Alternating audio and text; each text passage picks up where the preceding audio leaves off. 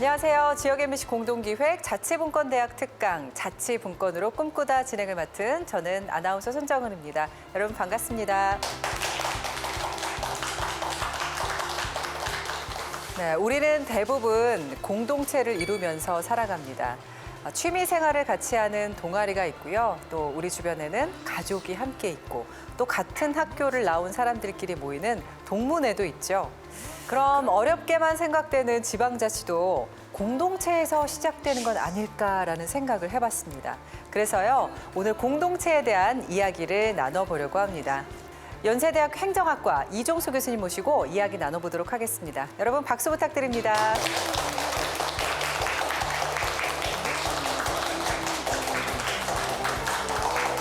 네, 교수님 반갑습니다. 네, 우리나라에서 지방자치가 시작된 지 벌써 20년이 흘렀잖아요. 20년이면 사실 강산이 벌써 2번이나 바뀔 시간인데 우리나라에서 이 자치분권은 어느 정도 자리를 잡았을까요? 부활한 지 28년 됐습니다. 아, 28년이요? 예, 분권과 자치를 위해서 노력했고 여러 현상이 보이죠. 그러나 반대 얘기를 하나 드릴까요? 부활하기 전에 지방 재정 자립도가 한 62%였는데 지금은 52%입니다. 떨어졌어요? 예. 그러니까 일률적으로 발전했다고 하기는 어려운 복잡한 그림입니다.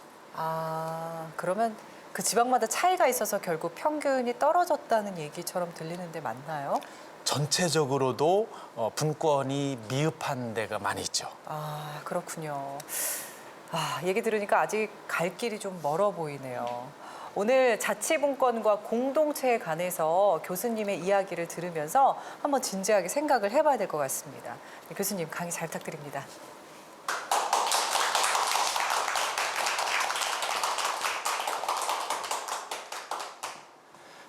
손정은 아나운서께서 28년 부활된 이후에 28년 기간 동안 얼마나 자치분권이 성숙됐는지 질문하셨습니다. 그런데 제가 재정자립도의 경우는 오히려 10%가 떨어졌다. 이 놀라운 일 아닙니까? 자치를 하겠다고, 지방자치를 하겠다고 한 지가 28년인데 또 다른 측면을 또 문제 제기를 해볼까요? 예전에 한 20여 년 동안은 분권을 주로 이야기했어요. 그러다가 현재의 문재인 정권 들어서면서 자치분권이라는 말을 쓰기 시작했습니다. 왜 그랬을까요? 지방자치는 사실 앞에 지방이라는 두 글자, 그다음에 뒤에 자치라는 두 글자가 합성된, 두 단어가 합성된 말인데 앞에 지방화는 분권을 의미하죠. 뒤에 자치는 밑으로부터 내려 올라오는 민주주의를 얘기하는 겁니다. 그런데 지방재정 자립도도 오히려 줄어든 면이 있지만 상당 정도 분권화가 됐다고 볼 때 오히려 더 안 되는 부분은 자치입니다. 제가 한 28년 동안 혹은 뭐 짧게 하면 25년 동안 전국의 시군구를 많이 돌아다녔습니다. 그러면 지방에 갔을 때, 특히 군청에 갔을 때 군수님이나 공무원께서 하시는 말씀이 녹음기 틀어놓은 거랑 똑같아요. 12만 3만이랍니다. 예전엔 우리 군이 인구가 12만이었는데 지금 3만이에요. 똑같습니다. 그리고 또 덧붙이는 말씀은 일을 힘차게 해보려고 하는데 중앙에서 돈과 권한을 내려보내주지 않아서 일을 할 수가 없습니다.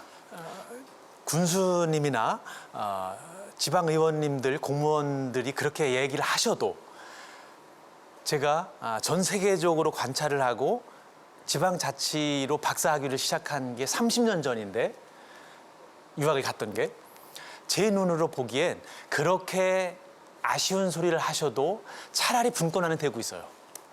차라리 지방화는 되고 있어요. 더 안 되는 게 자치입니다.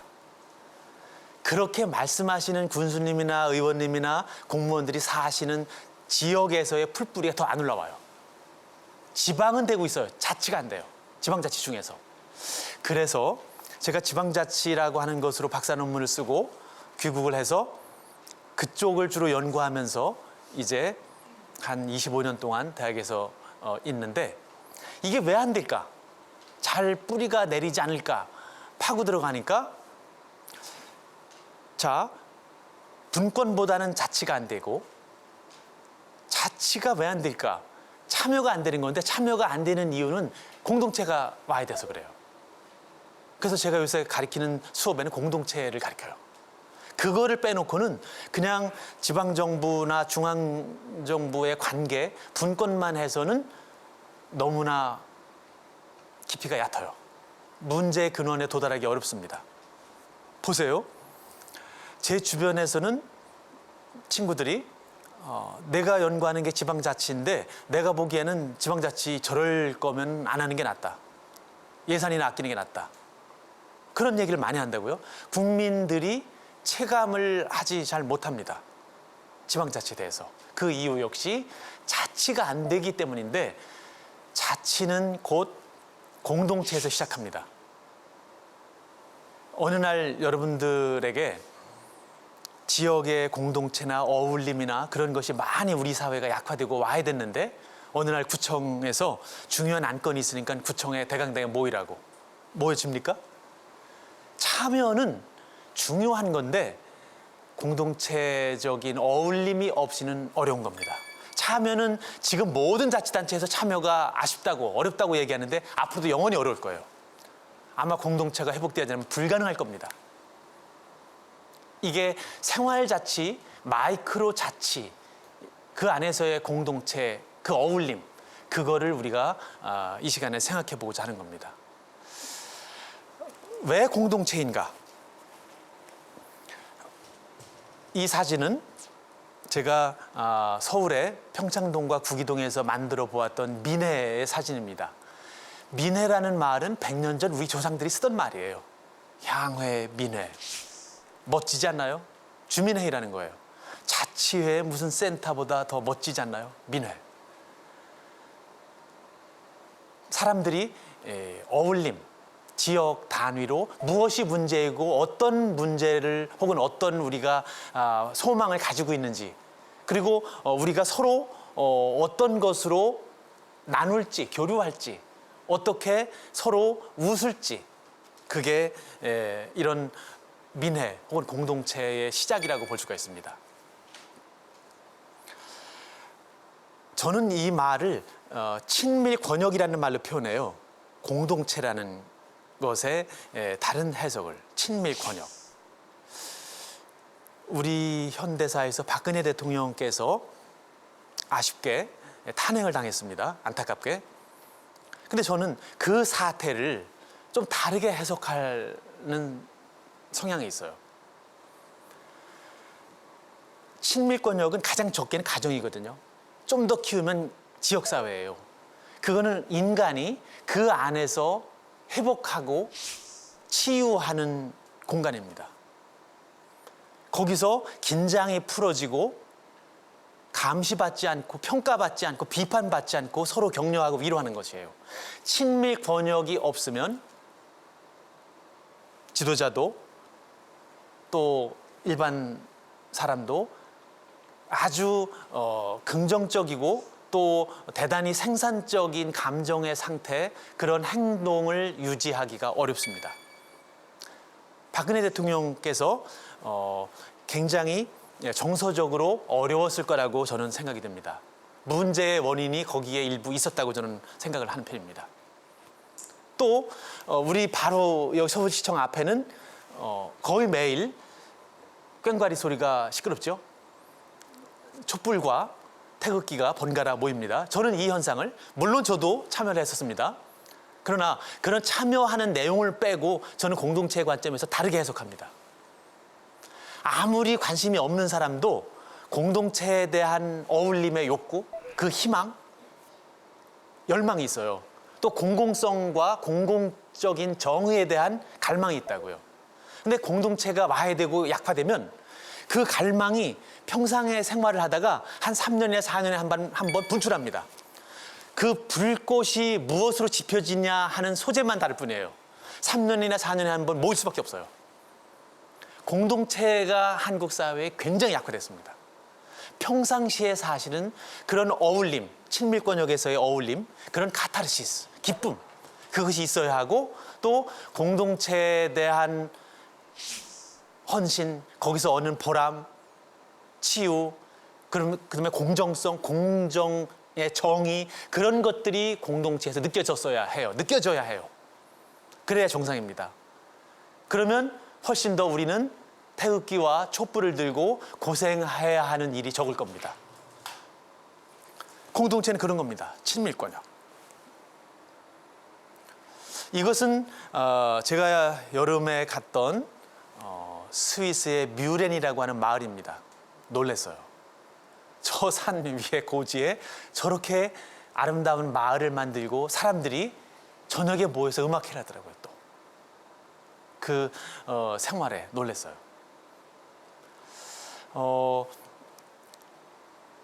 민주주의, 사람들이 모여서 저녁에 우리 마을을 어떻게 발전시킬 것인지 저 작은 단위에서, 그 다음에는 아까 말씀드린 친밀권역이나 또 사회과학에서 많이 유행하는 사회자본, 서로에 대한 신뢰, 네트워킹, 그 다음에 질서, 규범, 그런 것들이 저기서 많이 생성이 되고 돌아가는 겁니다. 제가 유학을 마치고 귀국하면서 비행기 안에서 한 27년 전에 생각한 게 30년 정도를 우리가 열심히 일하고 연구하고 하면 우리가 선진국들을 따라잡을 수 있지 않을까 생각하고 왔어요. 근데 이번에 결혼 30주년이 돼서 30주년이 됐는데 여행을 안 하면 집에서 쫓겨날 것 같아서, 그래서 거금을 들여서 적금을 부었다가 스위스하고 오스트리아를 가봤어요. 근데 거기 가서 또 부부싸움을 했어요. 괴로웠습니다. 괴로운 이유는, 제가 제일 괴로웠던 이유는 저거 유일한 거예요. 제가 27, 8년 전 30년이면 우리가 쫓아갈 거라고 생각했는데 가니까 죄송합니다 이렇게 표현해서 30년의 어림도 없었어요. 제가 볼 때 50년이나 100년에도 쫓아갈 수 있을까 할 정도로 더 벌어졌어요, 사회가. 공동체적인 어울림, 저녁에 저런 마을에서 동네 사람들 모여서 담소하고 음악회하고, 그러니까 공동체라고 하는 것이 제가 처음 얘기한 친밀권역, 사회자본, 그 다음에 그것 없으면 지방자치가 안 된다니까요. 지방자치가 일각에서 비판하듯이 지방자치하면 부패라는 단어 떠오르잖아요. 무능이라는 단어 떠오르지 않습니까? 안타깝게도 그 앞에 그런 말이 아예 굳어지다시피 했어요. 부패하고 무능한? 아니면 전횡? 주민들이 주인 행세를 못하고 있습니다. 공동체가 약화되었고 또 활발하게 돌아가지 못하기 때문에 그래요. 이렇게 얘기하면 금방 또 이해가 안 되실 줄 몰라요. 우리나라가 이사율이 여러 해 동안 한 해 20%를 기록했습니다. 10집 중에 2집 이사인 거예요. 그때 제가 놀라워서 애국을 조사해봤어요. 그랬더니 미국의 어떤 주는 12%, 유럽의 많은 나라가 2%에서 7%, 일본 4.5%, 우리가 20%. 제가 오늘 오다가 직전에 컴퓨터를 검색해 보니까 작년, 재작년에도 한 18%. 주택이 매매 이렇게 안 되는 상황에서도. 그러니까 우리가 20%대를 오랫동안 이사를 해왔는데 다른 나라가 2%, 10%, 우리 절반 정도, 절반도 안 되는 이사율이 이렇게 많아요. 그 다음에 국가의 역할이 강력해요. 웬만하면 우리는 정부는 하고, 개콘에도 나오지 않았어요? 정부는 하고 외치는 거, 뭐 해달라고. 뭐든지 정부에. 그만큼 정부는 다스리려고 하고 지배하려고 하고 민의, 풀뿌리의, 자치의 그런 움직임은 약한 거예요. 지역 현안을 얘기해 보세요. 결론은 아마 대부분 정부는 하고 외칠걸요? 그렇게 공동체나 민이나 풀뿌리가 강하지 못한 상태입니다. 강하지 못하다는 말을 더 심하게 표현하고 싶지만 방송이라 제가 강하지 못하다고 말씀드리는 거예요. 공동체가 그럼 무엇일까? 공동체를 만들자, 마을 만들기를 하자, 무엇을 하자는 얘기인가? 한마디로 말하면 관계를 만들자는 겁니다. 제가 농촌 지역과 도시 지역을 한 20여 년 자문위원, 평가위원, 무슨 단장, 정부에 그것으로 많이 돌아다녔습니다. 그래서 한 마을당, 지역당 신청을 해서 한 100억 단위씩 평가하고 주고 2년 있다가 확인하러 또 둘러보러 많이 가봤어요. 놀라운 사실들이 있어요. 거의 하나같이 예외 없이 100억을 받으면 첫 번째 하는 일이 건물 짓는 거예요. 도농교류센터 아니면 무슨 해관, 겨울에 난방비를 구할 도리도 없어요.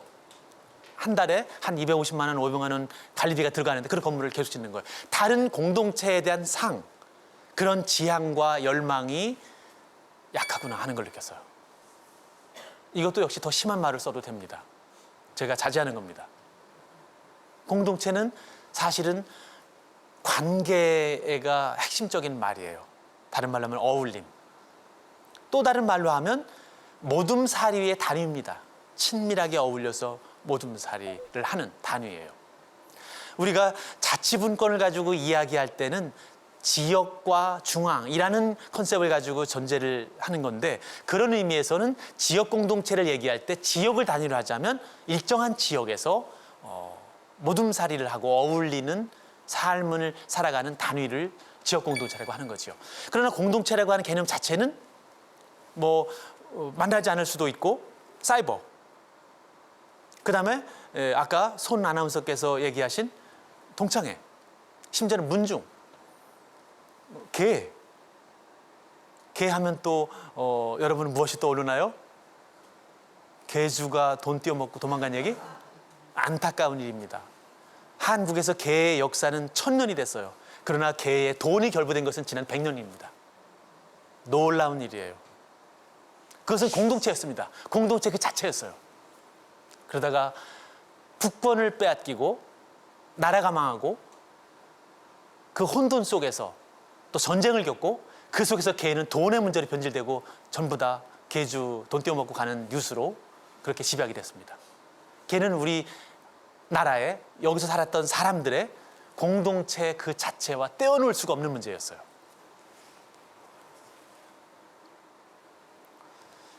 이 사진은 올여름에 오스트리아에 갔다가 제일 아름답지 않은 도시에서 중간에 기착을 했어요. 그러다가 거기에 인스부르크라고 하는 도시인데 별것 없는 도시였어요. 그런데 저녁을 먹고 잠깐 밖에 귀를 기울이니까 숙소 밖에서 브라스 밴드 소리가 막 아름답게 들리는 거예요. 그래서 저녁을 금방 해결을 하고 빨리 이제 아내하고 밖으로 그 소리를 쫓아가 봤어요. 그랬더니 이게 있었어요. 제가 보여드리는 사진은 전부 다 제가 찍은 거예요, 오늘. 이 사진에 이 아이가, 이 어린이가 나를 쫓아오십시오, 왕궁에서의 음악회로 초대한다는 팻말이에요. 그리고 뒤에는 여자 지휘자가 지휘를 하고 한 30여 명이 브라스 밴드를 하고 있는 거예요. 쫓아갔어요. 그랬더니 아주 작은 왕궁이래봤자 아주 작은 그냥 일부의 조그만 건물인데 거기에 마당에 크게 이렇게 해놓고 오케스트라를 연주하는 거예요.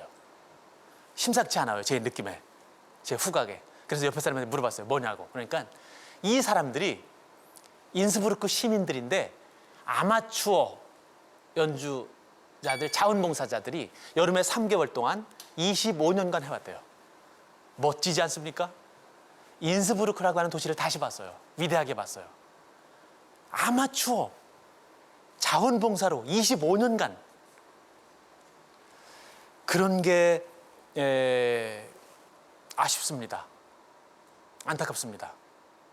역사는 우리가 질 수 없죠. 우리의 역사가 얼마나 길고 자랑스럽습니까? 그런데 25년간 저런 아마추어 시민들이 다른 관광객과 시민들 한 200~300명 보라고 3개월씩 25년 해온 것이 주변에 떠오르나요? 나는 잘 못 찾겠어요. 역사로야 역사가 갈증이 나서 제가 찾아봤어요. 그러다가 안동을 가봤습니다. 기쁜 소식이 있어요. 안동에 540년 된 개가 살아 있습니다. 먹는 개가 아니고 개. 또 530년 된 또 개가 있어요. 안동의 우향개와 임계개가 그렇게 530년, 40년 됐어요. 그다음에 강릉의 금난반월해 그 개가 540년이 넘었습니다. 안동의 임계개는 그보다 조금 덜 됐어요. 100년 된 거 이상을 찾기 어려운 나라에서 530년, 40년 된 개가 아직도 작동하고 있다? 해마다 개해를 합니다, 아직도. 신나지 않아요? 보물을 찾은 것 같지 않습니까? 공동체는 이 역사와 밀접히 관련돼 있어요. 역사를 이어가야 공동체는 쉽게 그것이 유지되는 것이고 그것이 또 쉽게 회복할 수 있는 거예요. 이 다른 많은 또 역사가 있지만 눈에 보인 25년이라고 하는 오케스트라의 자원봉사의 역사, 시민 아마추어 이것들이 눈에 들어왔습니다. 이것은 역시 아까 제가 보여드렸던 스위스 뮤렌이라고 하는 산 골짜기 한 200가구 그거 되는 곳에 저녁에 이런 연주를 하는 거예요. 수준 높습니다. 저 유리창 밑에는 천길 낭떠러지예요. 그 높은 산에서 저렇게 지어놓고 그 자그마한 호텔이에요. 숙소, 일반 우리의 모텔 정도의 호텔. 그런 데서 주인은 공간을 그렇게 쓰려고 지었고 주민들을 모여서 이따금씩 저렇게 음악회를 하고.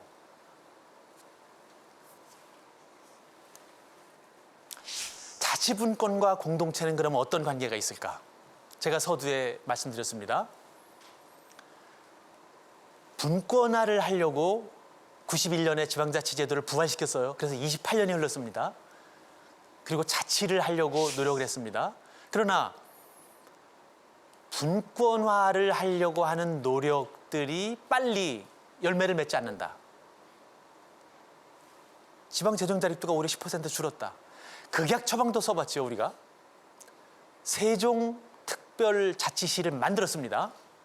그 돈은 정부 예산은 25조가 들었습니다. 앞으로 대략 50조 정도가 더 들 거로 추계됩니다. 한 70만 정도까지 갈 것으로 대략 추산되고 있습니다. 인구가 앞으로는. 엄청난 돈이죠. 짧게 단기적으로 25조, 장기적으로 75조 정도. 저는 하도 그 액수가 커서 잘 감이 안 와요. 25조, 75조.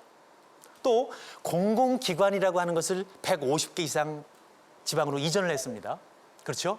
완주, 나주, 김천 등 많이 공공기관이 이전을 했죠.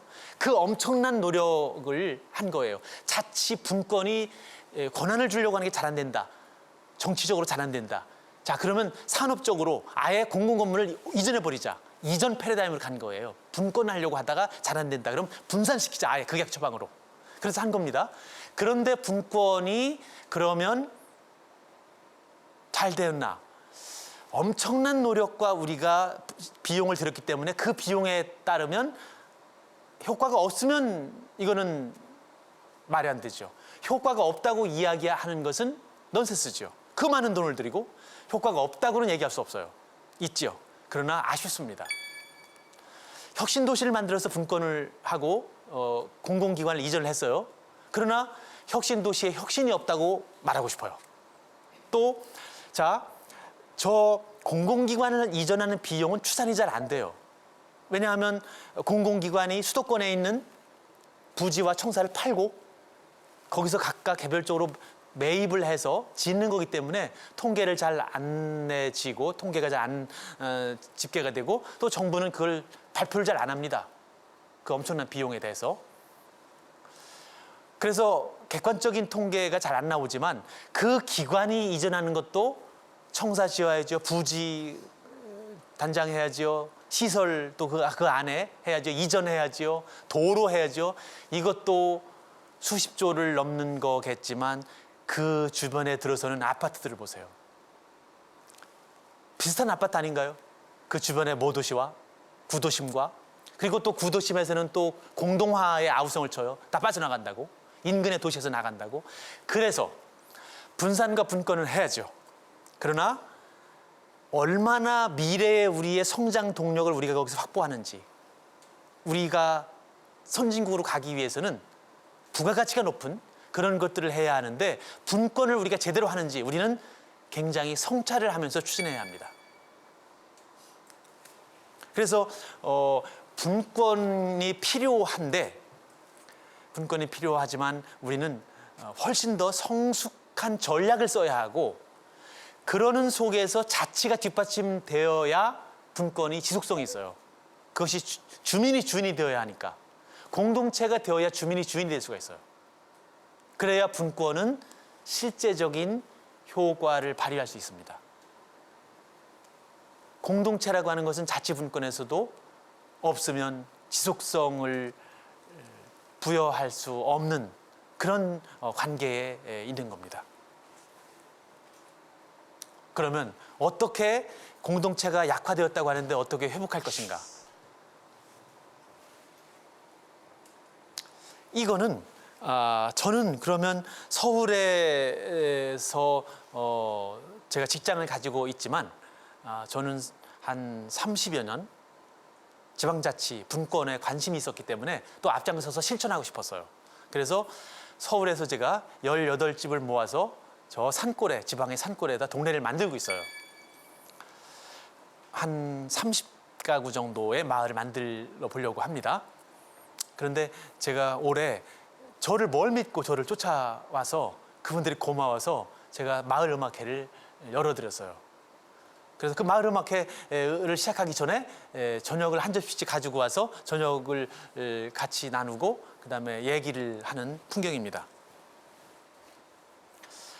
이 사진을 보여드리는 이유는 분권, 공공기관을 이전하는 것은 우리가 다 아는 전략입니다.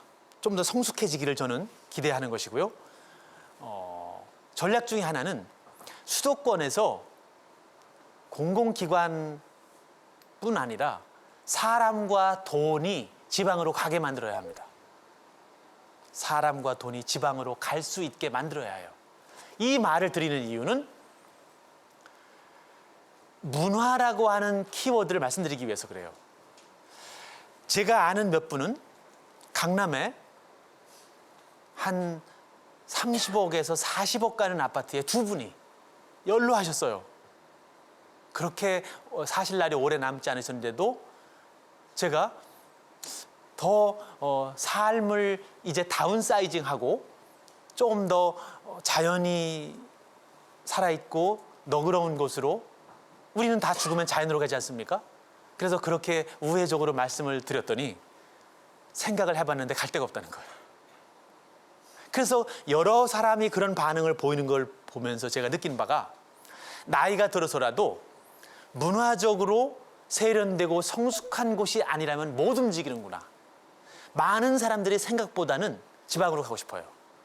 서울 시민의 60%가 농림부 서베이에 의하면 60%가 지방으로 가고 싶어요. 농어촌으로. 그러나 안 움직입니다. 못 움직여요. 왜냐하면 문화적으로 자기가 웃음을 띌 만한 곳이 아니면 말년에 죽기 전에 인생 망하는 줄 알아요. 그렇지 않겠습니까? 그래서 또 한 명의 큰 유명한 시의 시장님은 그러시더라고요. 물론 가긴 가지요.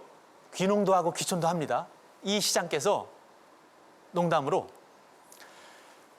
귀농 귀촌을 하게 하더라도 제발 지방시에 와서 지방세도 좀 납부하고 활동도 하고 일 좀 할 수 있는 사람들을 보내라고. 전부 다 그냥 일 안 하고 그러니까 다 은퇴한 다음에 와서 뭐 해달라 와서 그 부탁하고 시위하든지 그렇게 하는 거가 너무 빈번하다고.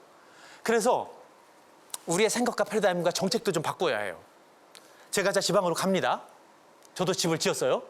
그런데 6평을 넘어서면 일각 위주택이에요. 거의 징벌적으로 견제와 그런 조세와 그런 정책의 대상이에요. 지방의 생활을 하기 위해서 예를 들어 집을 지었다. 절대로 거기에 지방의 땅값이 오르더라도 집을 진 값이 나올 수가 없어요. 투기 때문에 가서 차라리 그런 것을 짓지 않고 땅 사놓고 그것도 크게 그리고 팔아먹을 때 기다리는 사람들이 투기꾼들이에요. 집이라도 짓고 생활을 해보려고 하는 사람은 절대로 그 돈을 뺄 수가 없습니다. 그걸 다른 생각을 가지고 좋은 생각을 가지고 움직여 보려고 하는 거예요. 근데 예를 들어서 강원도에서 실제적으로 은퇴한 분들이 일정한 마을을 이룬다 하면 인프라를 하라고 한 1억 5천 정도씩 지원해 주는 게 있습니다. 그런데 공영방송 뉴스에 나오더라고요. 주민들이 제보를 한 거예요. 1억 5천씩 지원을 받고 실제적으로 내려오는 사람은 전체적으로 주민등록 옮기고 주중에 와서 살지 않고 주말에 오는 게 전부라고. 그래서 뉴스에 2번 나왔어요. 공영방송에. 근데 저는 그 도청 공무원에게 말했어요. 강원도가 실제적으로 세금 내고 일하고 이 사회를 이끌고 세계적으로 활동하는 사람을 끌어들여서 살게 그렇게 돈도 거기서 쓰고 투자도 하고 하려면 은퇴하고 노년에 가까워서 움직이기 힘든 사람만 주중에 와서 하루 일주일 있는 사람 기대하지 말고 일주일에 3일, 4일에 와서 있는 그 사람들을 왜 거부하느냐고. 실제의 분산 분권의 패러다임으로 가려면 돈도 있고 활동력도 있고 지방세에도 기여하고 그다음에 거기서 이 나라나 세계를 위해서 뛸 수 있는 그런 사람들이 도시에서 한 4일 일하고 농촌에서 한 3일 있든지 아니면 이틀 도시에서 있고 5일 시골에 살 사람들을 왜 그 사람들을 막느냐고. 실제적으로 사람을 또 돈을 끌려면 그런 사람들 유치하라고 얘기했습니다. 그것도 본격적으로 전략이 되어야 합니다. 문화가 성숙하지 않으면 그런 사람들 끌 수가 없어요. 문화, 창조 산업이 또 전 세계의 미래를 결정할, 국가의 경쟁력을 결정할 겁니다. 문화, 아까 제가 음악회라고 하는 사진을 보여드리는 의도도 거기에 있습니다. 뭐 그 중에 하나죠. 그렇지만 많지요. 갤러리, 무슨 연극, 아니면 무슨 IT, 문화에 관한 것. 공공기관도 좋습니다. 그러나 그것이 한 도에 조 단위 이상으로 올 바에 문화적인 것을 그 정도 투자한다면 이것은 역사가 바뀔 겁니다. 그날 동네 사람들이 이렇게 모여서 제가 열어준 동네 음악회에 이렇게 음악회를 했습니다. 너무너무 좋아했어요. 종교적인 이야기를 한마디도 안 했습니다. 그러나 이튿날 동네 주민을 시장에서 만났어요. 그랬더니 그분은 종교를 갖고 있는가 봐요. 저한테 어젯밤 은혜 많이 받았어요. 그러더라고요. 저도 너무너무 흡족하고 행복했습니다. 제 거실에서 보는 풍경이에요. 저는 도시에서 삽니다. 그리고 많은 사람들이 언제 내려올 거냐고 저한테 강요하듯이 얘기합니다. 저는 물론 내려갈 준비가 되어 있고 준비를 할 겁니다. 그러나 도시냐 농촌이냐 양자에서 태일하도록 강요하지 마십시오. 인간이 가장 행복하게 사는 방법 아니면 사회가 가장 행복하게 발전하는 전략은 도시와 농촌을 같이 누리는 겁니다. 그렇게 하게 지원해 주십시오. 또 6평만 넘으면 1가구 2주택으로 징벌적으로 정책을 구사하던 것은 몇십 년 전에 만들어진 정책이에요. 그런 거 뜯어 고쳐야 합니다. 예, 동이 틀 때는 이렇습니다. 다른 수입이나 다른 게 엄청나게 많지 않더라도 저는 사실은 저 동이 틀 때 5시에 눈을 떠서 책 하나 가지고 창밖에서 잠을 못 자요. 매일 몇 년 동안 저 동 트는 걸 보느냐고. 매일 다릅니다. 너무 아름다워서. 그리고 친구나 제 가족에게 문자 하나 보내요. 다른 말이 안 나와요. 글로리어스, 하늘의 영광. 그 자연이 저렇게 감동스럽습니다. 저는 또 그렇게 문화가 된다면 이건 또 구름이에요. 구름. 문화가 된다면 저 말고 수백, 수천 마을이 생길 겁니다. 제 주변에 그렇게 희망하는 사람들이 또 이렇게 많아요. 저는 또 개인적으로는 제 애가 하나밖에 없는데 아들을 자연 속에서 키우고 싶어서 아무것도 사전 정보가 없었어요. 그래서 몰라서 검색을 하다가 산속에 있는 학교가 어디 있을까 하다가 인터넷에 보니까 거창이라는 곳에 산속에 고등학교가 있더라고요. 기숙사가 있어야 하니까 또 저희 집에서 나가니까. 그래서 집은 서울이지만 고등학교를 그리 보냈어요. 인생에서 제일 잘한 결정이라고 생각돼요. 저녁에나 또 아침에 아들놈이 지금은 졸업했지만 이제 대학을 갔지만 이제 문자가 와요. 아빠, 새벽 5시, 6시에 옆방 애들하고 한판 하기로 했어. 그 새벽에 이 혈기왕성한 놈들이 일어나서 옆방 애들하고 축구 시합하는 거예요. 그 산속에서 뛰어놀으라고. 그다음 저녁 때 그렇게 뛰어놀고. 자연 속에서 키우는 것이 과외하는 것보다 훨씬 더 사람을 성장시킨다고 나는 확신합니다. 그러면 사람들이 걱정해요. 또 걱정하는 게 아니라 의심도 해요. 그러니까 옆에 있는 어떤 교수는 그럽니다. 제가 산속으로 아들을 고등학교 보냈다니까 농어촌 특례 입학을 노려 그러더라고요. 이거 가지고 대학 입학 못 가요. 그건 아니에요, 대상이. 자연의 힘을 저는 믿는 거지. 그러면 또 걱정해요. 자식을 버렸나? 어떻게 됐을 것 같아요? 지가 원하는 대학 다 합격합니다. 자연은 대단한 겁니다. 이 세상에 남아있는 시나 그림이나 다 보세요. 자연을 베낀 사람들입니다. 음악도 보세요. 자연을 베낀 사람들입니다. 자연을 베낀 거예요. 그것 이상 가기는 어렵습니다. 인간이. 그렇기 때문에 지역의 분권, 자연, 문화, 우리 동네 아무것도 없는데요. 아니요. 제가 간 이 동네 보세요. 이것보다 더 없는 데 있나요? 아무것도 없어요. 해는 똑같을 거 아니에요. 달과 구름은 저랑. 제가 한 2년 후면 대략 동네 모습이 나타나는데 그때 놀러 오십시오.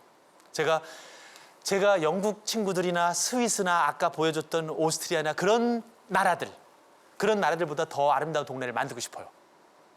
뭐 전략으로는 또 역사를 좀 회복하는 것. 500년 이상 된 대단한 자원이죠. 그런 역사를 좀 회복하는 것. 또 오래된 세시풍속을 되살리는 건 위대한 작업입니다. 위대한 시도입니다. 그런 것들. 또 어떤 동네에서는 100년 계획을 세웁니다. 동네 100년 계획. 우리 얼마나 단절됐어요. 국권도 상실해보고. 그 자체가 대단히 긴 시각을 우리에게 갖게 하죠. 공동체를 회복하려고 하는 용트림을 가능하게 합니다. 또 서울의 성미산 마을 같은 경우는 육아, 공동 육아로 시작한 거거든요. 그러한 일거리, 공동체를 회복하고자 할 때 우리가 채택할 수 있는 전략은 여러 가지가 있습니다. 예, 강의 들어주셔서 고맙습니다. 예, 감사합니다. 네, 교수님 강의 정말 잘 들었습니다. 그 강의 듣는 중에 궁금한 게 좀 생겼어요. 100년 계획에 대한 이야기를 하셨잖아요. 그렇죠. 실제로 이렇게 100년 계획을 세우는 사례가 있는 건가요? 네. 홍성의 문당리가 100년 계획을 시도한 적이 있고 또 광주의 일부 구에서도 이제 그런 장기적인 계획을 시도했죠. 네. 시도했는데 그러면 그 마을의 그림, 발전의 상을 정립해보는 거죠. 아, 네, 공간은 어떻게 가야 되고 자연은 어떻게 우리가 보존할 거며 그다음에 발전은 어떤 식으로 우리가 먹고 살 것인가 후손은 어떻게 살아갈 것인가 그런 거에 대한 합의 내지는 그 구상이죠. 그렇군요. 네, 여러분 그 강의 들으시면서 궁금한 점들 있으셨을 것 같아요. 질문 한번 받아보도록 하겠습니다. 지금 지방과 수도권 그리고 서울의 그 지금 현재 격차가 굉장히 심하지 않습니까? 그러면 저는 그 가면 좀 해소될 줄을 알았는데 아직까지도 이런 그 격차가 계속 가면 갈수록 더 커지는 것 같고 해소되지는 않은 것 같습니다. 그러면 이러한 그 격차를 그 해소시킬 수 있는 그런 방법은 교수님께서는 좀 말씀해 주실 수 있으시려는지요? 집권화나 중앙으로의 쏠림이 심화되고 있다는 것에 그 말씀에 동의합니다. 근데 이것은 어떠한 집권화, 수도권론자의 음모가 아니라 시장의 힘에 의해서 이루어지는 거예요.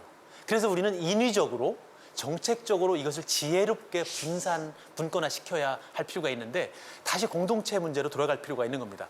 예전에 약 한 70년 전에 독일에서는 공간 간에는 위계 질서가 있다. 지금 우리가 말하면 수도권이나 서울로 쏠림, 그다음에 그 위아래 관계 존재한다. 근데 그때 위아래를 계산할 때 전화기 대수로 했어요. 7, 80년 전에.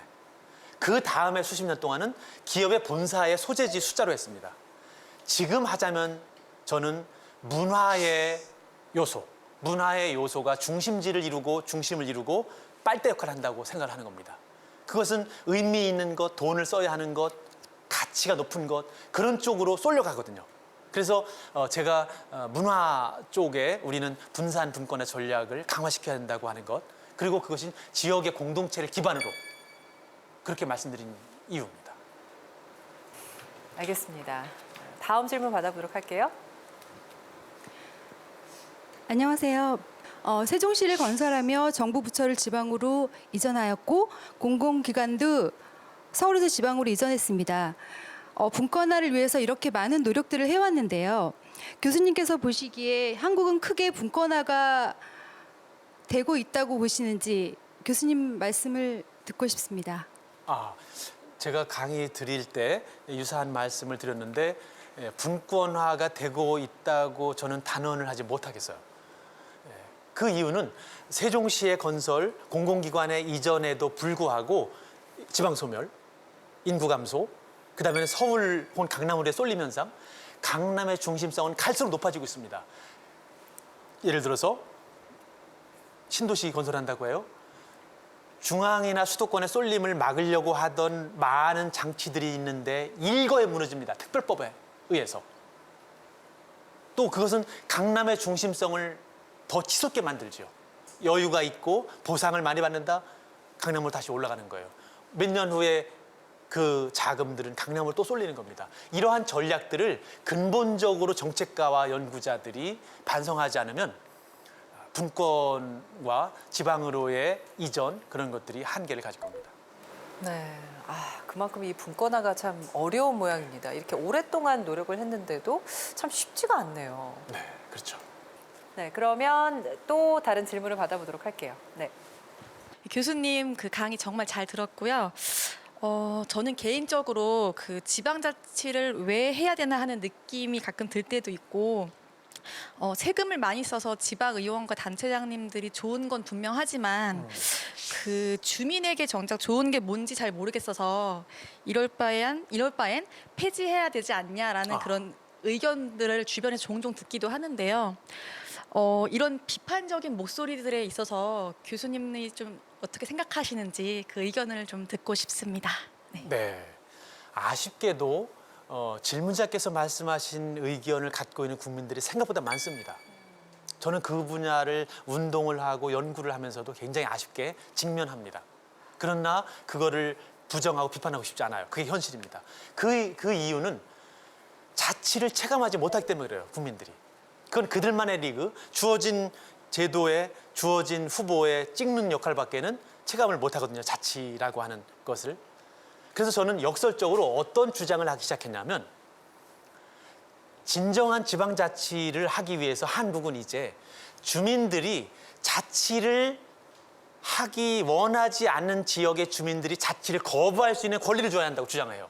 이 말은 뒤집으면 진정하게 주민이 주도하지 않는데 거기에 단체장이나 권력을 추구하는 사람들, 지역의 유지들, 토호들이 좌지우지하는 그런 실태에서는 주민들이 제동을 걸 수 있게 해야 하는 장치를 제가 주장하는 거거든요. 그래서 획일적으로 한나란 시에 그다음에 주민들이 주인 행세를 못 하는데 법으로 다 이것 실시라는 말이 얼마나 이게 군대 같은 용어예요.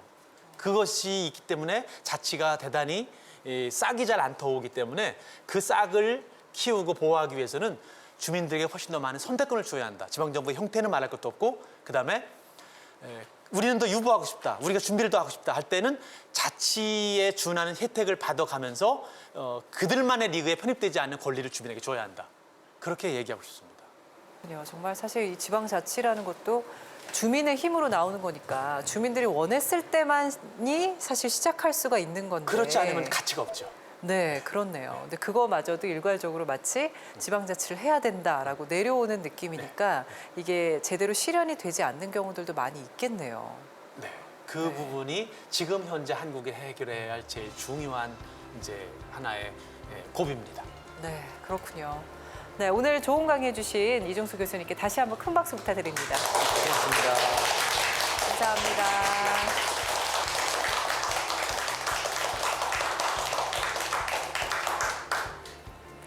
네, 오늘 교수님께서 하신 말씀 중에서 공동체를 회복하는 것은 결국은 주민일 수밖에 없다라는 말이 굉장히 마음에 와닿습니다.